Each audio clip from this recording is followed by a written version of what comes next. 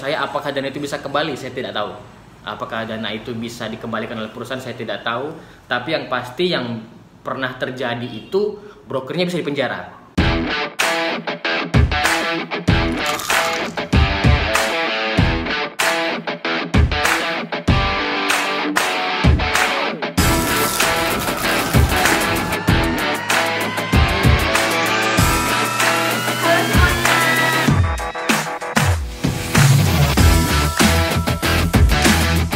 Kalian bisa lihat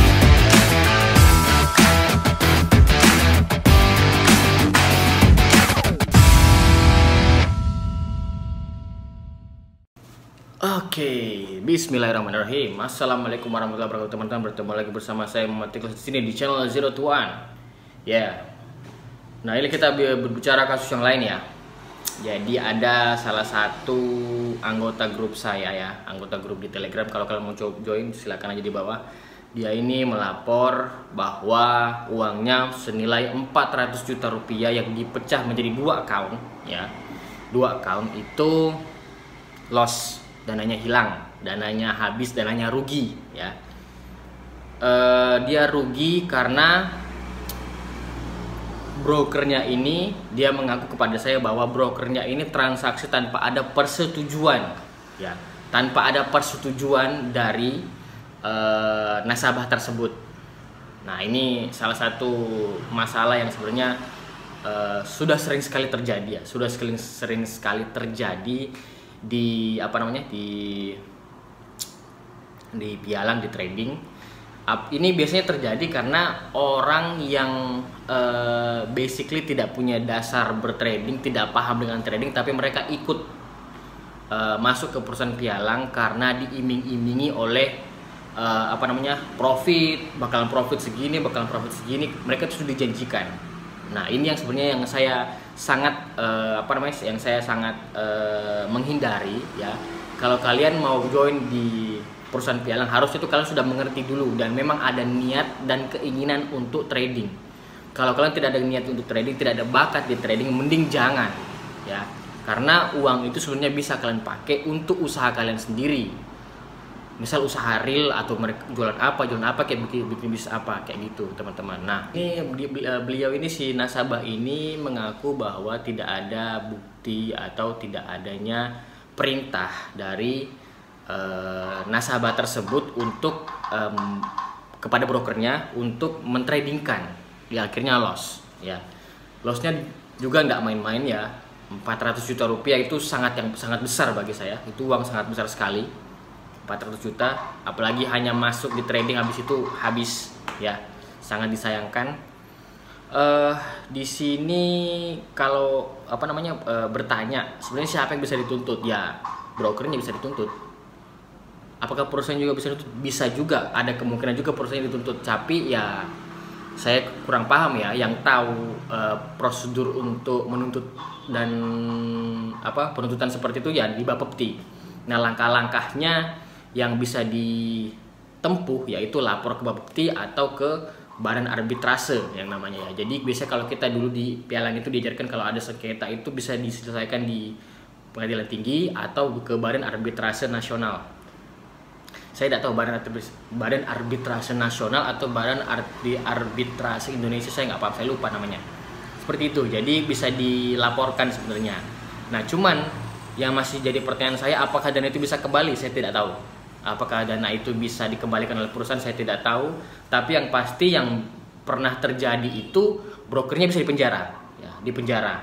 Nah, tapi apakah ketika brokernya itu dipenjara lalu uang kita kembali? Nah, itu yang menjadi pertanyaan besar saya. Saya masih belum pernah tahu, saya belum pernah melihat kasusnya seperti apa. Belum pernah ada contoh sebenarnya yang saya lihat. Nah, balik lagi ya ke proses awal dari tadi ini. Kenapa kok bisa broker itu mengetahui passwordnya? Nah, ini kesalahannya sebenarnya. Jadi nasabah itu tidak boleh memberikan password kepada brokernya, tidak boleh.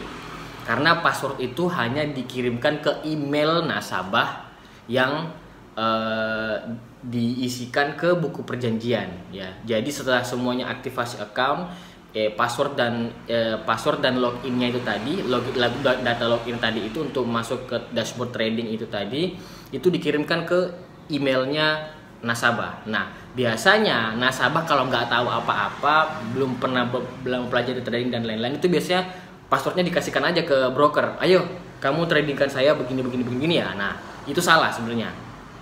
Kenapa? Karena kita nggak tahu, tiba-tiba broker ini dia mungkin lapar atau bagaimana, terus dia pengen cari komisi, asal trading aja tanpa minta persetujuannya kita.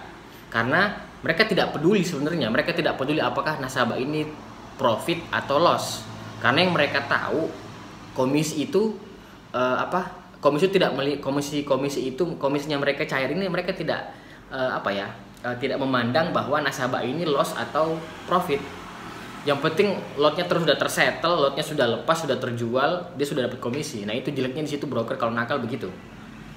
Jadi saran saya kepada nasabah semuanya, kalau memang mau ditradingkan sama broker, lebih baik Anda trading sendiri, jangan pernah ngasih passwordnya kepada broker ya, jangan pernah. Kalau kalian mau bertrading, lebih baik saran saya minta saran dari broker tersebut atau wakil PLN terjangkau tersebut, minta data analisis teknikal atau fundamental seperti apa. Jadi kalian bisa bertrading sendiri dengan dipandu oleh broker dengan berdasarkan berita-berita tersebut. Jangan biarkan broker broker itu transaksi sendiri. Ya, karena kalau kalian terlalu percaya, itu bakal ada penyesalan. Kenapa? Ketika mereka loss, pasti kalian menyesal juga karena sudah ngasih dia akses ke dana kalian yang luar biasa banyak itu.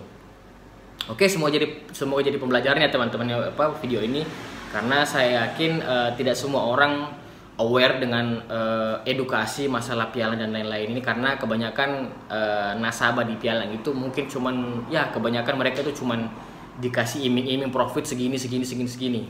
Padahal mereka tidak tahu sebenarnya seperti apa detail transaksi atau resiko-resiko yang bisa didapatkan oleh mereka, apalagi resiko loss ya. Semoga video ini bermanfaat. Sekali lagi ya, kalau kalian merasa video ini ada manfaatnya, silahkan share ke sosial medianya, share ke teman-temannya yang mungkin lagi trading atau yang sekarang lagi mau masuk dunia pialang. Silahkan. Saya rekomendasikan kalau kalian mencari broker atau mencari perusahaan pialang yang bisa dipercaya, yang amanah, saya sarankan ke teman saya aja ya. Saya sudah posting di linknya di deskripsi, itu langsung link WA-nya dia. Silakan kalian join di situ aja, karena saya mereferensikan beliau karena beliau itu dulu anggota tim saya sewaktu saya masih bekerja di pialang.